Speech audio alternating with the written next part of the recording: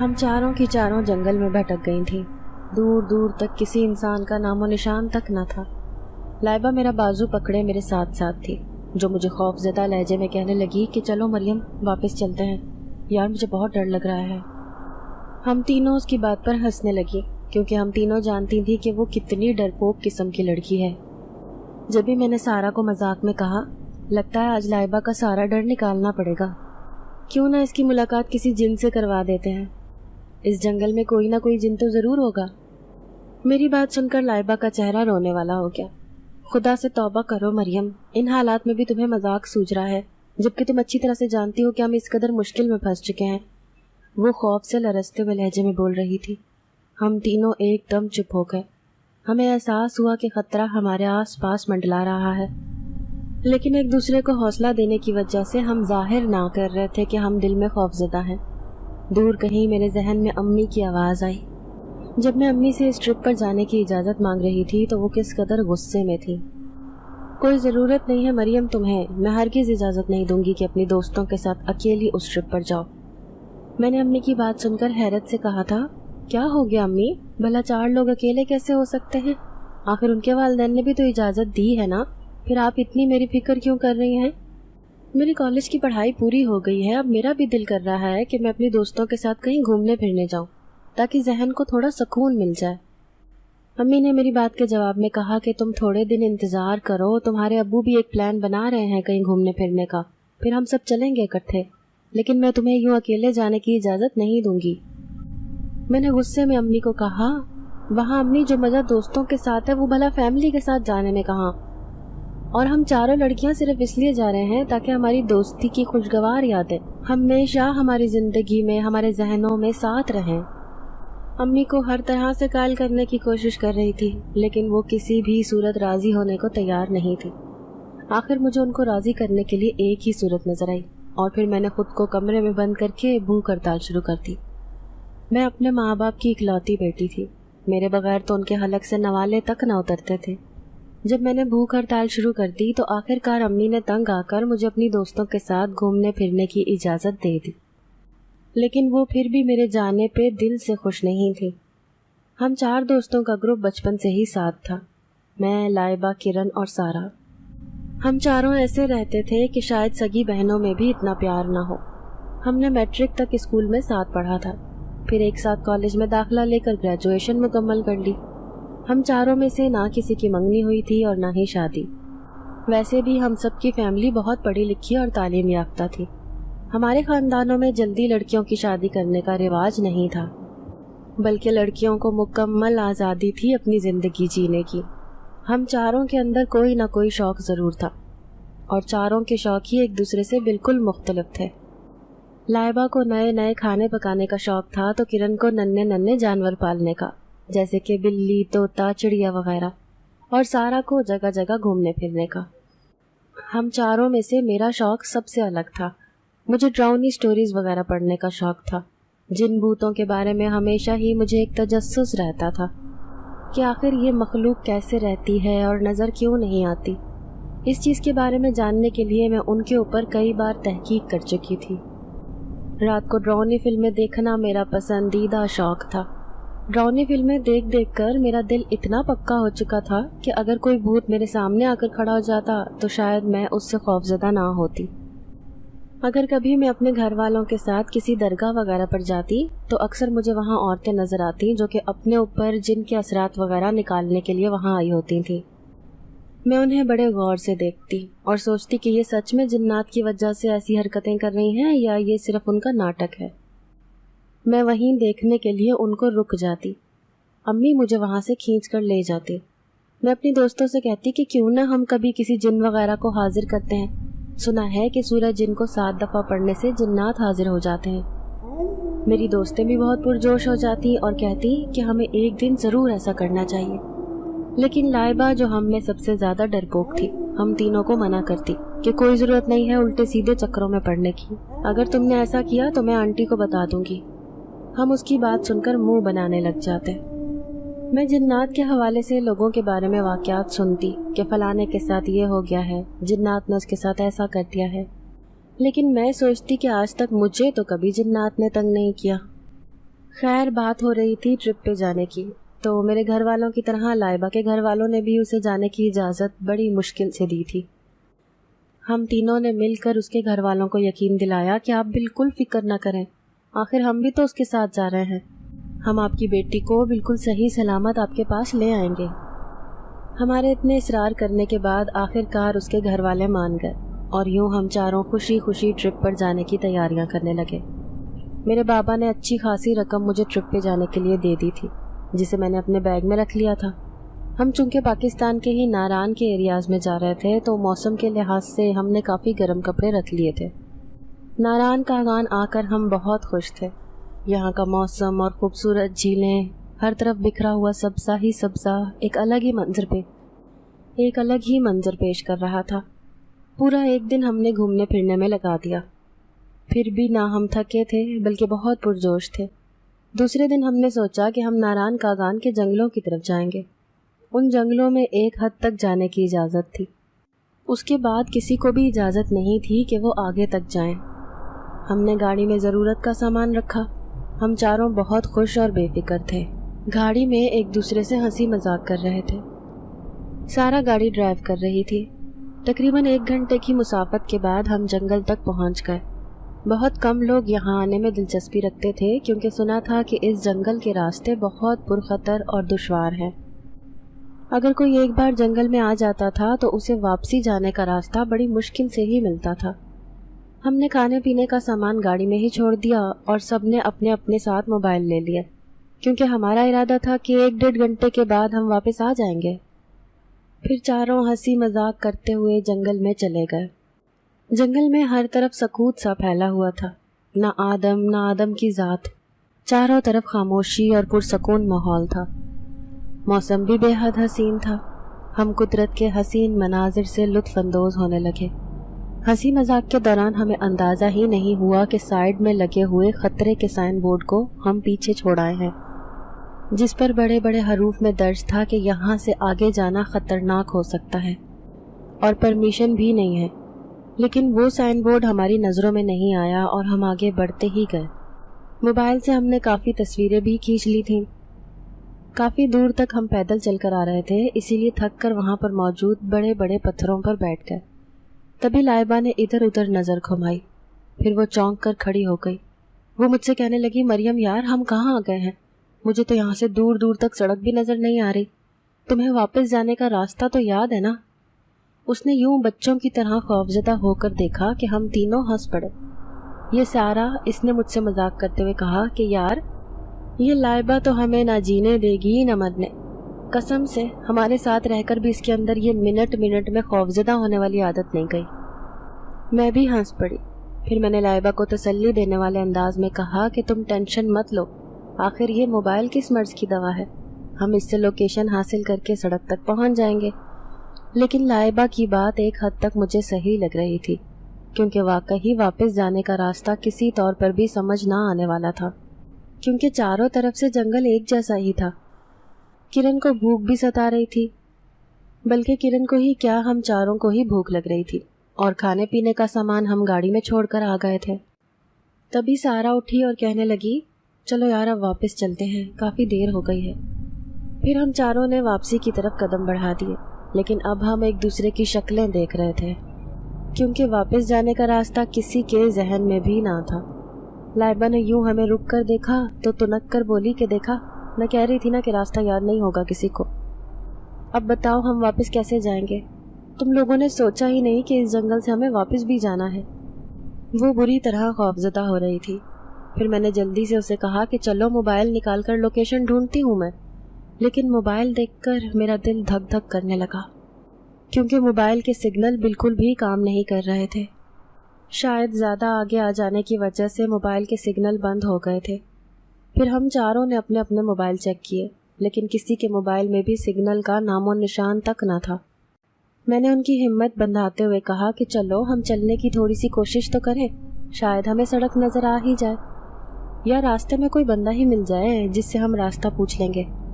پھر ہم جس طرف سے آئے تھے اسی طرف جانے لگے، لیکن چاروں طرف سے راستہ ایک جیسا ہونے کی وجہ سے کچھ سمجھ نہیں آ رہی تھی کہ شمال کی طرف جانا ہے یا جنوب کی طرف۔ थकन से हालत बुरी हो रही थी और भूख ने तो गोया नढाल ही कर दिया था।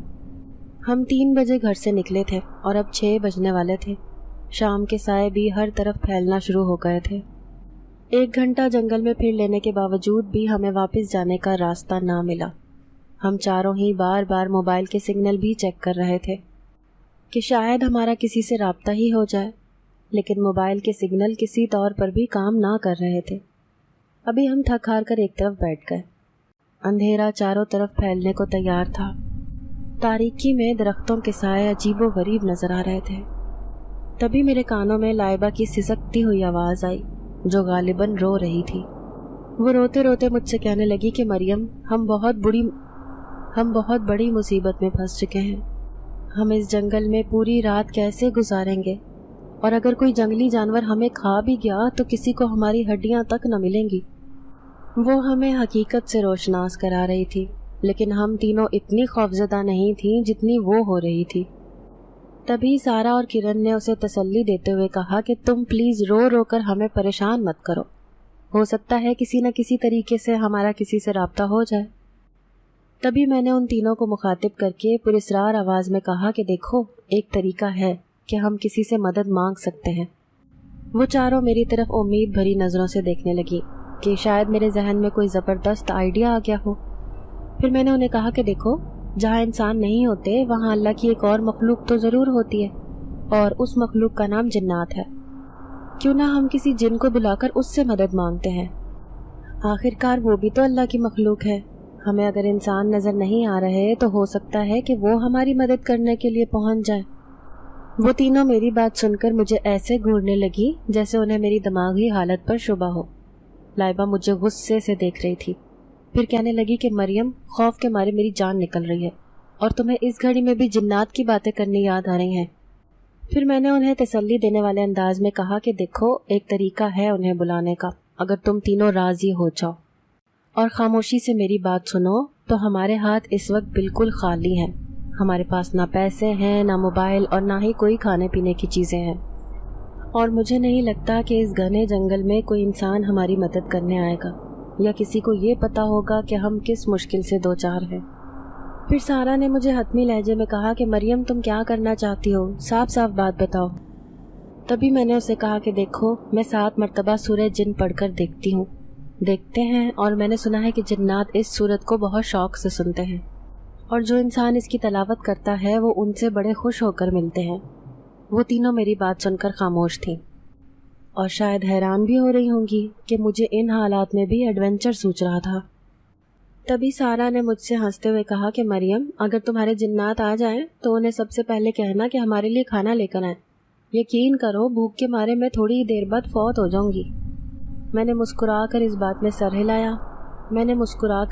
सर हिलाया और फिर मोबाइल ऑन करके सूरह जिन की तिलावत शुरू कर दी।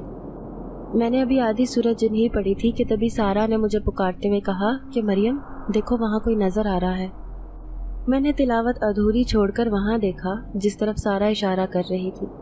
फिर हम चारों ये देखकर खुश हो गए क्योंकि वो जो कोई भी था हमारी तरफ ही आ रहा था। वो शख्स काले लिबास में मलबूस था। उसके हाथ में 2 बड़े बड़े शॉपर थे। फिर उस शख्स ने झुककर हमें सलाम किया और कहा कि मैडम, ये खाना आपके लिए, आपने ऑर्डर किया था। हम चारों को चुप लग गई। उस शख्स ने अजीबो गरीब किस्म का काला स्याह लिबास पहना हुआ था।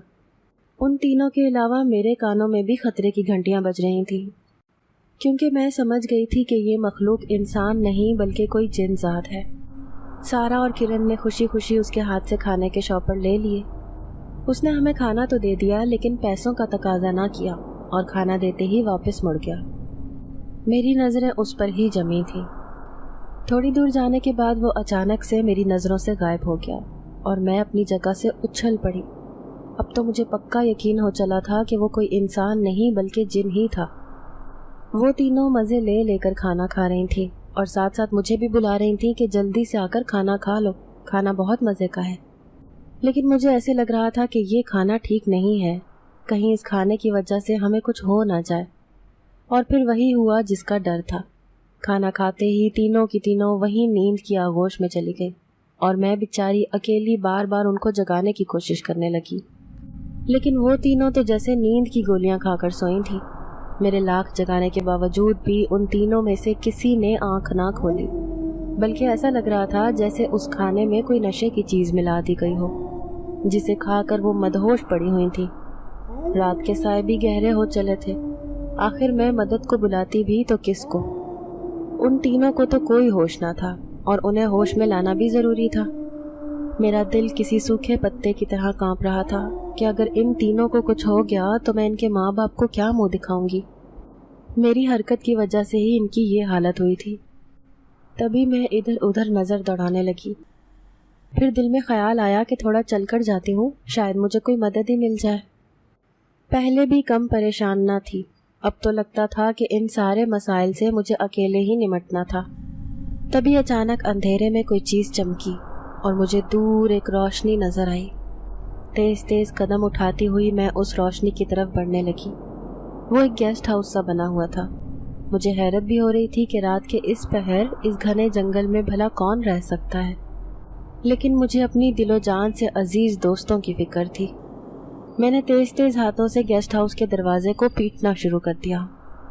میرے یوں شور کرنے پر جنگل میں عجیب سا شور پیدا ہو گیا تھا۔ جبھی کسی نے تیزی سے گیسٹ ہاؤس کا دروازہ اندر سے کھول دیا۔ کالے سیاہ رنگ کا آدمی عجیب سی ہیبت ناک صورت لیے مجھے دیکھ رہا تھا۔ اس کی آنکھوں میں میرے لیے غصہ تھا۔ کون ہو لڑکی اور کیوں تنگ کر رہی ہو؟ میں نے ملتجی لہجے میں کہا کہ خدا کے لیے میری مدد کریں، میری دوست وہاں بے ہوش پڑی ہیں۔ ایک آدمی نے انہیں کھانے میں پتہ نہیں کیا چیز ملا کر دی تھی جس کی وجہ سے وہ اسے کھا کر بے ہوش ہو گئی ہیں۔ انہیں کوئی ہوش نہیں آ رہا ہے۔ میرے منہ سے عجیب و غریب الفاظ نکل رہے تھے۔ مجھے کچھ سمجھ نہیں آ رہی تھی کہ میں کیا بول رہی ہوں۔ ٹھیک ہے، میں تمہارے ساتھ چلتا ہوں، لیکن میری ایک شرط ہے۔ اگر میں تمہاری دوستوں کو ہوش میں لے آتا ہوں تو تمہیں میری ایک بات ماننا ہوگی۔ میں نے اس آدمی سے منت بھرے لہجے میں کہا کہ آپ جو کہو گے مجھے منظور ہے، لیکن خدا کے لیے کسی بھی طرح کر کے میری دوستوں کو ہوش میں لے آئیں۔ اب میں آگے آگے اور وہ آدمی میرے پیچھے پیچھے تھا۔ وہ تینوں کی تینوں اسی حالت میں بے ہوش پڑی تھیں۔ جب بھی اس آدمی نے ان کو دیکھا تو مجھ سے پوچھنے لگا کہ آخر تم نے یہ کھانا کیوں نہیں کھایا اور تم ہوش میں کیسے ہو؟ میں نے اس آدمی کو الف سے لے کر یہ تک ساری بات بتا دی کہ کس طرح میں نے سورہ جن کی تلاوت کی تھی، جس کی وجہ سے ایک آدمی کھانا لے کر آ گیا تھا، جسے کھاتے ہی یہ تینوں مدہوش ہو گئی۔ پھر اس آدمی نے سب سے پہلے سارا کے سر پر ہاتھ رکھا اور کچھ پڑھ کر اس پر پھونکا تو وہ جیسے کسی گہرے خواب سے جاگ گئی ہو۔ وہ اٹھ کر میری اور اس آدمی کی شکلیں دیکھنے لگی۔ پھر اس آدمی نے یہی طریقہ لائبہ اور کرن کے ساتھ بھی اپنایا اور وہ بھی ہوش میں آ گئی۔ تینوں کی تینوں اٹھ کر مجھے اور ساتھ میں اس آدمی کو حیرت سے دیکھ رہی تھیں۔ پھر میں نے اس کالی صورت والے آدمی کا شکریہ ادا کیا۔ وہ آدمی زور زور سے ہنسنے لگا، پھر مجھ سے کہنے لگا کہ تم بھول گئی ہو لڑکی، تمہاری دوستوں کو ہوش میں لانے کے لیے میں نے ایک شرط رکھی تھی۔ اگر تم نے میری بات نہ مانی تو میں انہیں دوبارہ بھی بے ہوش کر سکتا ہوں۔ میں نے اس آدمی کی بات سن کر جلدی سے کہا کہ مجھے آپ کی دی ہوئی ہر شرط یاد ہے، آپ مجھے بتائیں کہ میں آپ کے لیے کیا کر سکتی ہوں۔ دیکھو، میں تم سے صاف صاف بات کروں گا۔ جس طرح ان لڑکیوں کو جس نے بے ہوش کیا تھا وہ ایک جن ذات تھا، ایسے ہی میں بھی ایک جن ذات ہوں۔ جس طرح تم نے اسے پہلے حاضر کیا تھا اسی طرح تم نے اسے ایک بار پھر حاضر کرنا ہوگا۔ میری اور اس جن کی دشمنی برسوں سے چلی آ رہی ہے۔ میں کسی بھی طریقے سے اس جن کو ختم کرنا چاہتا ہوں۔ اسے مارنے میں تمہیں میری مدد کرنا ہوگی۔ میں اس جن کی باتیں سن کر حیران تھی۔ میں بھلا آپ کی مدد کیسے کر سکتی ہوں؟ میں نے ہکلا کر انہیں جواب دیا، تمہیں وہی طریقہ اپنانا ہوگا اور اس جن کو بلاؤ۔ میں جیسے جیسے تمہیں کہوں گا تمہیں وہی سب کچھ کرنا ہوگا۔ اب میں گہری سوچ میں ڈوب گئی اور تھوڑی فکر مند بھی ہو گئی، کیونکہ بھلا میں اتنا بڑا کام کرنے میں اس جن کی کیسے مدد کر دیتی۔ پھر میں نے کافی سوچ بچار کرنے کے بعد اس جن سے پوچھا کہ کیا میں پوچھ سکتی ہوں کہ آپ کی اس جن سے ایسی کیا دشمنی ہے جس کی وجہ سے آپ اسے مارنے پر تلے ہوئے ہیں؟ وہ جن کچھ سوچتے ہوئے بولا کہ یہ بہت پرانی دشمنی ہے اور اس کے پیچھے ایک لمبی کہانی ہے۔ کیا تم سننا چاہو گی؟ میں نے کہا ضرور، میں وہ وجہ ضرور جاننا چاہتی ہوں کہ آخر آپ لوگوں میں آپس میں دشمنی کیسے ہوئی۔ لائبہ، سارا اور کرن تینوں حیرت سے آنکھیں پھاڑے ہماری ساری گفتگو سن رہی تھیں۔ انہیں مجھ پر حیرت ہو رہی تھی کہ میں کس مزے سے اس جن کے ساتھ محو گفتگو تھی۔ پھر وہ جن مجھے بتانے لگا کہ یہ برسوں پرانی بات ہے، میری اور اسماعیل کی گہری دوستی تھی۔ یہ دوستی بچپن سے چلی آ رہی تھی۔ جہاں میں اس کے بغیر نہ رہتا تھا، وہیں وہ میرے بغیر سانس تک نہ لیتا تھا۔ ہم دو جسم ایک جان تھے۔ پورے قبیلے میں ہماری گہری دوستی کی دھوم تھی۔ لوگ ہماری دوستی کی مثالیں پیش کرتے تھے۔ ہمارے قبیلے کا سردار بھی ہماری دوستی کی تعریفیں کرتا تھا۔ جہاں میں اسماعیل پر بہت زیادہ اندھا اعتماد کرتا تھا، وہیں اس نے بھی کبھی میرے اعتماد کو ٹھیس نہیں پہنچائی تھی۔ ایک دن میں نے قبیلے کے سردار کی بیٹی کو دیکھا اور میں وہیں اپنا دل ہار گیا۔ مجھے وہ جن زادی اتنی پسند آئی کہ میں اس سے بے تحاشا محبت کرنے لگا۔ میں اپنے دل کی بات کسی کو بتانا چاہتا تھا اور مجھے اسماعیل سے بہتر کوئی اپنا رازدار نظر نہ آیا۔ آخرکار میں نے اپنے دل کی بات اس کو بتا دی۔ جب میں نے اسے بتایا کہ میں اپنے قبیلے کے سردار کی بیٹی کو پسند کرتا ہوں اور میری خواہش ہے کہ میں اسی سے شادی کروں، اسماعیل یہ بات سن کر خوش ہوا اور مجھے کہنے لگا کہ میں سردار کے سامنے ضرور تمہاری سفارش کروں گا۔ اس کی بات سن کر میرے دل کو تقویت ملی۔ مجھے یقین تھا کہ سردار اپنی بیٹی کی شادی خوشی خوشی مجھ سے کر دے گا، کیونکہ پورے قبیلے میں اور اسماعیل ہی تھے جو طاقت میں سارے جن زادوں کو پیچھے چھوڑ دیتے تھے۔ کچھ دن بعد قبیلے کے سردار نے اعلان کیا کہ وہ اپنی بیٹی شہزادی نور جہاں کی شادی قبیلے کے ہی ایک نوجوان سے کرے گا۔ اس کے لیے مجھے قبیلے کے سارے جن زادوں کو پرکھنا ہوگا۔ ایک مقابلہ منعقد ہوگا۔ اس مقابلے میں جو نوجوان جن زاد بازی لے گیا وہی میری بیٹی کا نصیب ٹھہرے گا۔ قبیلے کے سارے ہی نوجوان جن زاد خوش تھے اور مقابلے کی تیاری کرنے لگے۔ سارے ہی جن زاد چاہتے تھے کہ یہ مقابلہ وہ جیتے، کیونکہ سردار کی بیٹی سے شادی کرنے کے بعد یقیناً سرداری کا عہدہ ان میں سے کسی ایک کو ملنا تھا، جبکہ میں تو سردار کی بیٹی کو پسند بھی کرتا تھا اور اس سے محبت بھی۔ یہ بات میرا دوست اسماعیل بھی جانتا تھا۔ مجھے یہ دیکھ کر بہت حیرت ہوئی کہ جب اس مقابلے کی تیاری اسماعیل بھی زور و شور سے کر رہا تھا، مجھے یہ بات اچھی نہیں لگ رہی تھی۔ میں دل میں سوچ رہا تھا کہ اسے پتہ ہے کہ اس کا دوست اس جن زادی کو پسند کرتا ہے، پھر بھی یہ مجھ سے مقابلہ کرنے میں لگا ہوا ہے۔ آخر مجھ سے رہا نہ گیا اور میں نے اسماعیل کو بول دیا کہ تم اس مقابلے کی تیاری کس خوشی میں کر رہے ہو، جبکہ تم جانتے ہو کہ میں سردار کی بیٹی کو کس قدر پسند کرتا ہوں۔ میری بات سن کر اسماعیل مسکرایا اور کہنے لگا کہ دوست، یہ تیاری تو میں تمہارے لیے کر رہا ہوں۔ اگر سوچو تم کسی طرح سے نہ جیت پائے تو تمہاری جگہ کسی اور نے جیت جانا ہے، جو مجھ سے ہرگز برداشت نہیں ہوگا۔ اسی لیے میں تیاری کر رہا ہوں کہ اگر تم نہ جیت پائے اور میں جیت گیا تو میں سردار کے سامنے تمہاری سفارش کروں گا اور ان سے کہوں گا کہ میری جگہ وہ اپنی بیٹی کی شادی تمہارے ساتھ کرتے ہیں۔ میں اس کی بات سن کر بہت خوش ہوا اور دل ہی دل میں اس کی سمجھداری کی تعریف کرنے لگا۔ ہم دونوں ہی مقابلے کی تیاری زور و شور سے کرنے لگے۔ مقابلے کا دن بھی آ پہنچا۔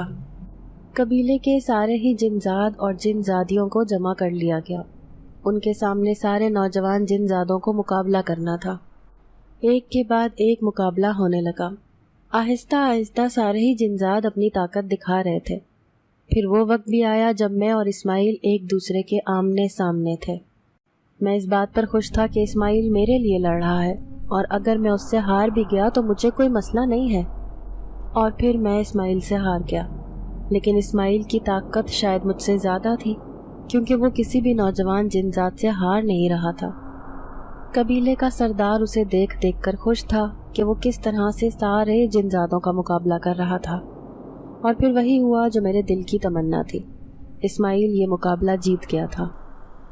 سارے لوگ خوش ہو کر تالیاں بجا رہے تھے۔ پھر سب کے سامنے قبیلے کے سردار نے اعلان کیا کہ وہ اسماعیل کے ساتھ اپنی بیٹی کا نکاح کریں گے۔ یہ بات مجھے بہت چبھی تھی، لیکن پھر بھی میں نے صبر کیا اور میں انتظار کرنے لگا کہ اسماعیل کب میرا نام لیتا ہے۔ لیکن مقابلہ ختم ہونے کے بعد سب لوگ اپنے اپنے گھروں میں لوٹ گئے، لیکن اسماعیل نے قبیلے کے سردار سے کوئی بھی بات نہ کی۔ میرا دل کھٹک رہا تھا، اسماعیل مجھے دھوکہ تو نہیں دے رہا تھا۔ لیکن جن زاد اسماعیل نے مجھے یقین دلایا تھا کہ وہ سردار سے ضرور میرے بارے میں بات کرے گا۔ پھر کچھ دن کے بعد آ کر اس نے مجھے بتایا کہ میں نے سردار سے بات کی تھی تمہارے بارے میں، لیکن وہ کسی طرح بھی یہ بات سننے کو تیار نہیں ہے کہ وہ مجھے چھوڑ کر اپنی شہزادی نور جہاں کی شادی تمہارے ساتھ کرے۔ سردار کا کہنا ہے کہ جس جنزاد نے مقابلہ کیا ہے وہ اپنی بیٹی شہزادی نور جہاں کی شادی اسی سے کرے گا، اور اس بات کا اعلان وہ پورے قبیلے کے جنات کے سامنے کر چکا ہے۔ اب یہ بات اس کی شان کے خلاف ہوگی کہ وہ اپنے اصولوں کو توڑ کر اور اپنا فیصلہ بدل کر میرے بجائے کسی اور کے ساتھ اپنی بیٹی کو ازدواج رشتہ میں منسلک کر دے۔ یہ بات مجھے جب اسماعیل نے کہی تو مجھے بہت غصہ آیا۔ اب میں اس سے ناراض ہو گیا اور کئی دن تک اس سے بات نہ کی، اور پھر وہ ہوا جس نے میری اور اسماعیل کی دوستی کو ہمیشہ ہمیشہ کے لیے ختم کر دیا۔ آخر کار قبیلے کے سردار نے سارے جنات کے سامنے بڑی دھوم دھام سے شہزادی نور جہاں اور اسماعیل کی شادی کر دی۔ یہ بات میرے دل پر کسی خنجر کی طرح لگی۔ مجھے اپنے بچپن کا دوست اسماعیل اب کسی دشمن سے بھی بدتر نظر آنے لگا۔ میں سوچ بھی نہیں سکتا تھا کہ وہ مجھے یوں دھوکہ دے کر شہزادی نور جہاں سے شادی کر لے گا، یہ جاننے کے باوجود کہ میں اس سے کتنی محبت کرتا ہوں۔ تو میری اور اسماعیل کی دشمنی کا آغاز ہو گیا۔ اب میں ہر وہ طریقہ اپنانے لگا جس سے اسے تکلیف پہنچے۔ یہ دشمنی اس وقت مزید گہری ہو گئی جب قبیلے کے سردار نے اعلان کیا کہ اب وہ جنزاد اسماعیل کو اس قبیلے کا سردار منتخب کرتا ہے۔ یہ بات مجھے ایک آنکھ نہ بھا رہی تھی۔ تبھی میں نے فیصلہ کیا کہ اب مجھے اتنی طاقت حاصل کرنی ہے کہ جنزاد اسماعیل کی طاقت میرے سامنے پھیکی پڑ جائے۔ یہی سوچ کر میں نے شیطانی جنات کی مدد حاصل کرنا شروع کر دی اور انہیں اپنے ساتھ ملا کر خطرناک چلے کرنا شروع کر دیے، جن سے میری طاقت میں دن بدن مزید اضافہ ہونے لگا۔ میں نے کھل کر جنزاد اسماعیل سے اپنی دشمنی کا آغاز کر دیا تھا۔ اب جنزاد اسماعیل قبیلے کا سردار بن چکا تھا، لیکن کچھ ہی دنوں کے بعد ایک برا واقعہ ہو گیا کہ شہزادی نور جہاں کسی بیماری کی وجہ سے اتنی بیمار ہو گئی کہ وہ اس دنیا سے ہی چلی گئی۔ یہ بات میرے لیے بہت صدمے کا باعث بنی، کیونکہ میں جنزاد اسماعیل سے مقابلہ کر کے اسے ہر قیمت پر حاصل کرنا چاہتا تھا، لیکن مجھے نہیں پتا تھا کہ وہ اچانک یوں دنیا چھوڑ کر چلی جائے گی۔ آخر کار میں نے جنات کو اپنے ساتھ لیا اور جنزاد اسماعیل کے اوپر حملہ کر دیا۔ جنزاد اسماعیل بھی طاقت میں کم نہ تھا، اس نے میرا بھرپور مقابلہ کیا۔ قبیلے کے سارے ہی جنزاد ہمیں سمجھانے بجھانے میں لگے تھے کہ آپس کی دوستی چھوڑ کر تم لوگوں نے دشمنی کیوں پال لی ہے؟ تمہارے لڑائی جھگڑوں کی وجہ سے قبیلے کے باقی جنات کو بہت پریشانی ہو رہی ہے۔ پھر انہوں نے فیصلہ کیا کہ مجھے اس قبیلے سے نکال دیا جائے، کیونکہ دشمنی کی شروعات میری طرف سے ہوئی تھی، اور پھر وہ سب لوگ ایک ہو گئے اور میں سب میں تنہا رہ گیا۔ ان سب نے مل کر مجھے اس قبیلے سے نکلوا دیا۔ اس میں جنزاد اسماعیل پیش تھا۔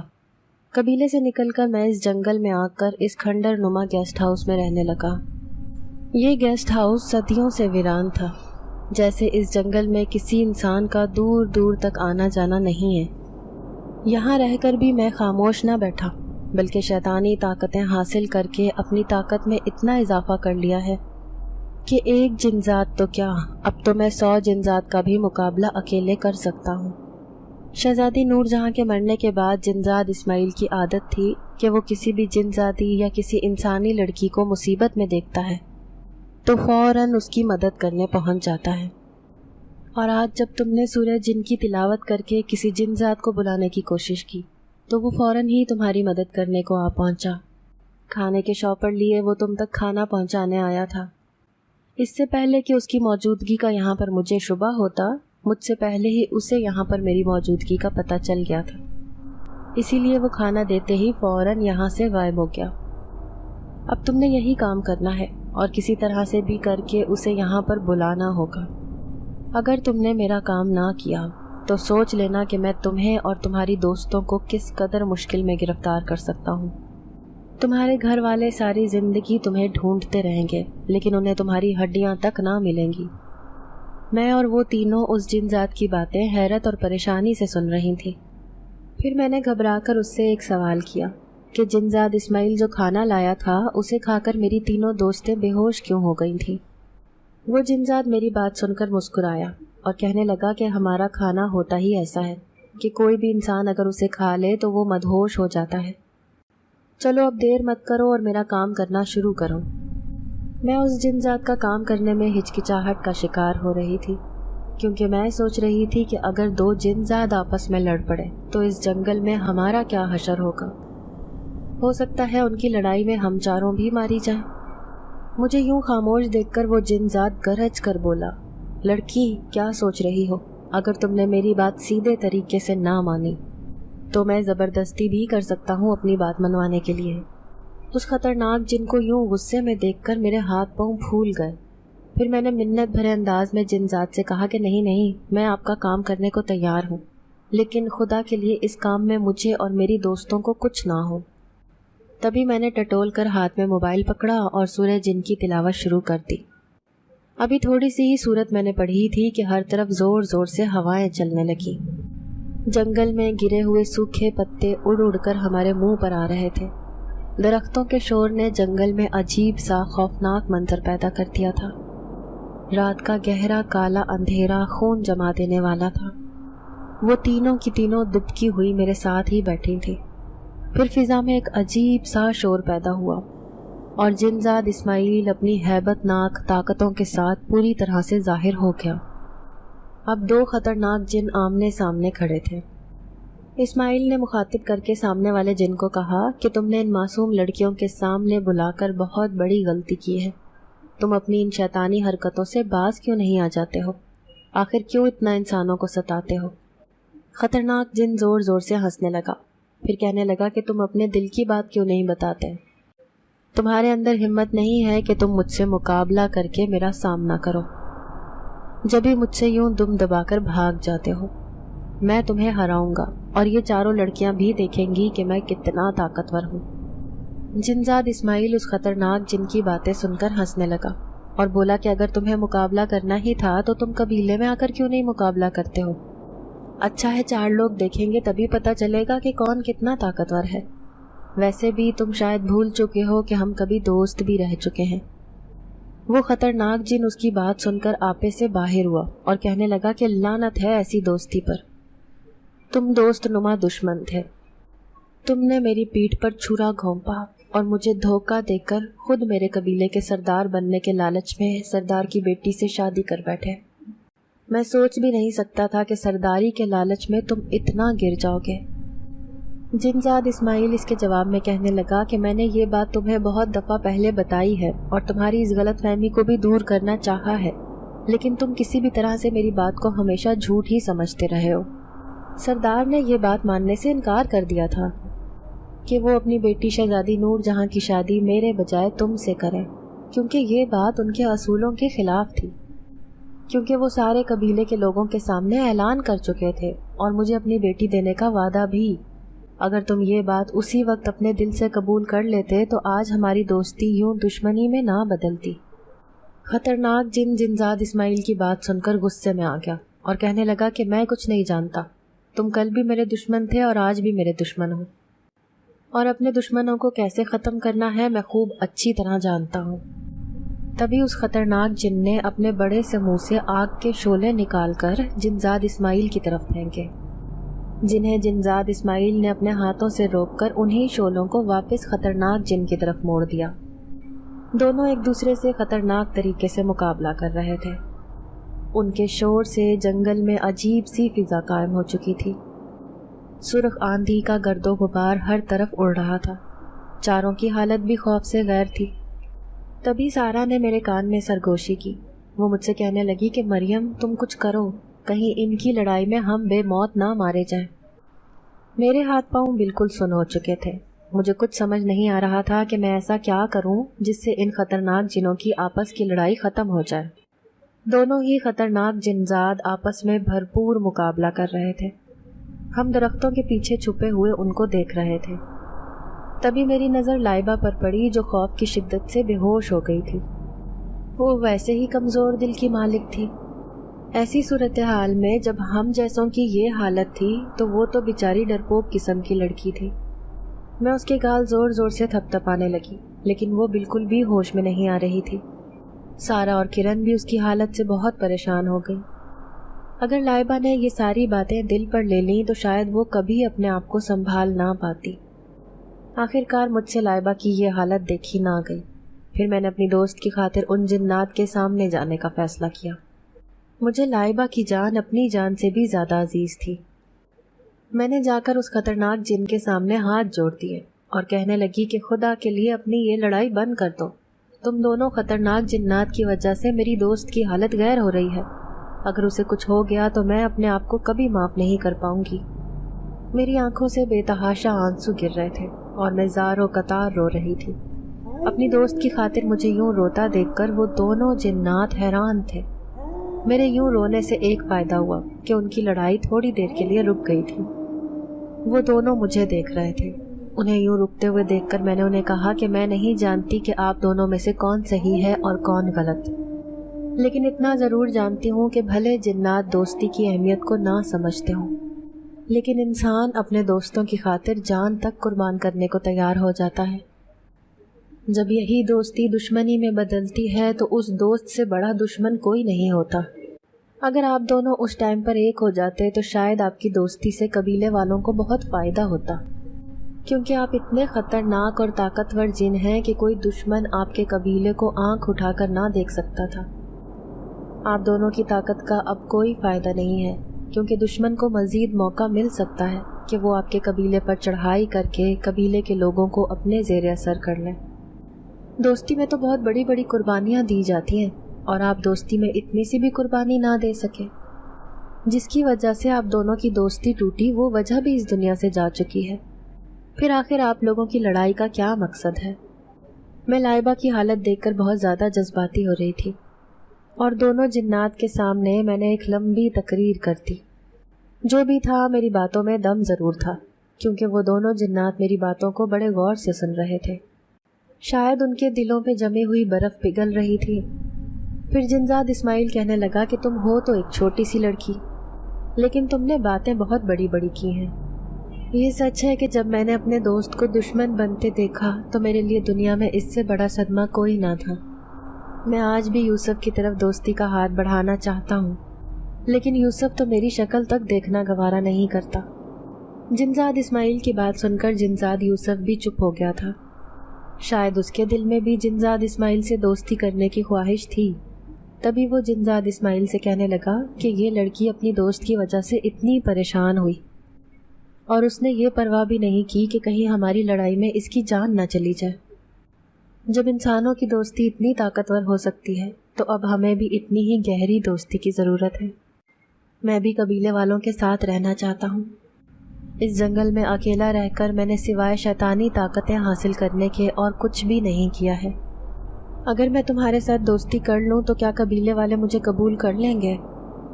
جنزاد اسماعیل نے اس کی تائید کرتے ہوئے کہا کہ قبیلے والے آج بھی تمہاری راہ دیکھتے ہیں۔ بھلے ہی تم نے ایک ٹائم پر قبیلے میں جنگ لڑی تھی، لیکن وہ جان چکے تھے کہ تم نے کس مقصد کے تحت یہ جنگ کی تھی۔ تم بالکل بھی فکر مند نہیں ہو۔ آج سے ہم دونوں مل کر اپنے قبیلے کی ترقی کے لیے کام کریں گے۔ دونوں جنزادوں کے دل آپس میں صاف ہو چکے تھے۔ میری چھوٹی سی بات انہیں سمجھ آ گئی تھی۔ میں دل سے بہت خوش تھی ان کے لیے۔ تبھی دونوں جنزاد آپس میں کہنے لگے کہ ان لڑکیوں کو ہمیں آپس میں ملوانے میں اہم کردار ادا کیا ہے، کیوں نہ ہم انہیں انعامات سے نوازتے ہیں۔ پھر انہوں نے ہم چاروں کو اپنے پاس بلایا۔ میں خوش تھی کہ لائبہ خوفزدہ تھی لیکن ہوش میں آ چکی تھی۔ پھر دونوں جنزاد نے ہم چاروں کو بڑے ہی قیمتی زیورات سے نوازا۔ بہت زیورات اتنے قیمتی اور خوبصورت تھے کہ انہیں دیکھ کر ہم بہت خوش ہو کر دونوں جنات کا شکریہ ادا کرنے لگے۔ پھر میں نے ان کی منت کی اور ان سے کہا کہ جنات بھائی، ہم پر ایک احسان اور کر دو، کسی بھی طرح کر کے ہمیں اس جنگل کا راستہ بتا دو۔ انہوں نے اس بات میں سر ہلایا اور کہنے لگے کہ تم چاروں اپنی آنکھیں بند کر لو، ہم تمہیں سڑک تک پہنچا دیتے ہیں۔ ہم چاروں خوش ہو گئے اور پھر ہم نے اپنی آنکھیں بند کر لیں۔ تبھی کسی نے جیسے میرے منہ پر زور زور سے چانٹے مارے ہوں، جیسے مجھے ہوش میں لانے کی کوشش کر رہا تھا۔ میں نے اپنی بھاری ہوتی آنکھوں کے ساتھ اپنی پلکیں اٹھا کر دیکھنے کی کوشش کی کہ سامنے کون کھڑا ہے۔ میرے سامنے میرے بابا کھڑے مجھے زور زور سے منہ پر مار رہے تھے اور ہوش میں لانے کی کوشش کر رہے تھے۔ میں حیران پریشان ان کی صورت دیکھے جا رہی تھی۔ پھر ایک دم سے ہوش میں آ کر ادھر ادھر دیکھنے لگی۔ جنگل بیابان میں اور سارا، لائبہ، کرن بے ہوش پڑے تھے۔ صبح کا اجالا ہر طرف پھیلا ہوا تھا۔ جبھی میرے بابا کہنے لگے کہ خدا کا لاکھ لاکھ شکر ہے کہ تم چاروں کی چاروں صحیح سلامت مل گئی۔ फॉरेस्ट ऑफिसर का कहना है कि अगर कोई इस जंगल में आ जाता है तो उसके बचने के इम्कानात बहुत कम रह जाते हैं, और फिर तुम लोग तो पूरे 2 दिन के बाद मिली हो, और वो भी ऐसी हालत में। मैं अपने बाबा के मुंह से ऐसी बातें सुनकर हैरान रह गई और कहने लगी कि बाबा ऐसे कैसे हो सकता है, हम तो जंगल में गुम हो गए थे, लेकिन फिर हमें वो जिन्नात मिले, उन्होंने हमें खाना भी दिया था और जेवरात भी। मेरे मुंह से ऐसी बातें सुनकर मेरे बाबा मेरी दिमागी हालत पर शक करने लगे। फिर बताने लगे कि तुम चारों के मोबाइल सिग्नल बंद होने की वजह से हम इतने परेशान हो गए थे। मैं फटाफट इमरजेंसी में यहाँ पहुँचा और यहाँ की पुलिस की मदद से तुम चारों को ढूंढने की कोशिश की। जो तुमने अब कहीं अकेले जाने की कोशिश की तो तुम्हें पता है तुम्हारे पीछे तुम्हारे घर वालों की क्या हालत हो रही है। फिर हम चारों अपने अपने घर आ गए। मैं हैरान परेशान थी कि जो वाक़यात मेरे साथ हुए थे वो हकीकत थी या सिर्फ मेरा एक ख्वाब। यूं जंगल में जाकर मेरा सूरज जिन पड़ना और फिर जिन्नात का खाना लाना, फिर उन तीनों का बेहोश हो जाना और मेरा खाना ना खाना, और उस खतरनाक जिनजात से मुलाकात करना और यूं उनकी दोस्ती करा देना। क्या वाकई ये सिर्फ मेरा ख्वाब था? ख्वाब था तो इतना लंबा ख्वाब भला कोई कैसे देख सकता है? देखे हुए ख्वाब की सारी बातें मेरे जहन में थी, और साथ ही मैं ये सोचने पर मजबूर थी कि इतने खतरनाक जंगल में जाकर भी हम चारों कैसे महफूज रह गई। सुना था कि जो उस जंगल में जाता है उसकी तो सिर्फ जिस्म की हड्डियां ही बाकी मिलती हैं। उस जंगल में जाकर हमारा यूं महफूज रहना किसी मोजज़े से कम ना था। उन तीनों का तो मुझे पता नहीं, लेकिन ये खौफनाक ट्रिप हमेशा हमेशा के लिए मुझे याद रहेगा।